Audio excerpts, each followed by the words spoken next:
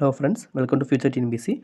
So இன்றைக்கி நம்ம பார்க்க போகிற கொஸ்டின், முஜாஃபர் நீதிபதி கிங்ஸ்ஃபோர்டு மீது வெடிகுண்டு வீசியவர் யார் அப்படின்னு கேட்டிருக்காங்க. ஸோ இதுக்கான answer option A, Khudiram Bose. இவர் தான் வீசியிருந்திருப்பார். ஸோ இவர் வந்து இந்த டக்ளஸ் கிங்ஸ்ஃபோர்டு அப்படின்றவர் 1906 நிறையா சுதேசி போராட்டம் நடந்திருக்கும். ஸோ அந்த போராட்டங்களை வந்து ரொம்ப கொடூரமாக அடக்கியிருந்திருப்பார். அதான் பலவிதமான உயிர்கள் நிறையா வந்து இறந்து போயிருந்திருப்பாங்க. இதுக்கு பலி வாங்கணும் அப்படின்னு சொல்லிட்டு புரட்சிகர தேசியவாதம் உருவாகி இருந்திருப்பாங்க. அந்த புரட்சிகர தேசியவாதத்தில் இவரை கொல்லணும் அப்படின்ற பொறுப்பை யாருக்கு விட்டுருந்துருப்பாங்க அப்படின்னா 18 வயசான குதிராம் போஸ்க்கும் 19 வயசான பிரபுல்லா சாஹிப் இவங்களை தேர்ந்தெடுத்து விட்டுருந்துருப்பாங்க. ஸோ இவங்க வந்து அவர் மீது வெடிகுண்டு வீசியிருந்திருப்பாங்க. அப்படி வீசும்போது பார்த்தீங்க அப்படின்னா தவறுதலாக வீசி 2 ஆங்கில பெண்மணிகள் வந்து இறந்து போயிருந்திருப்பாங்க.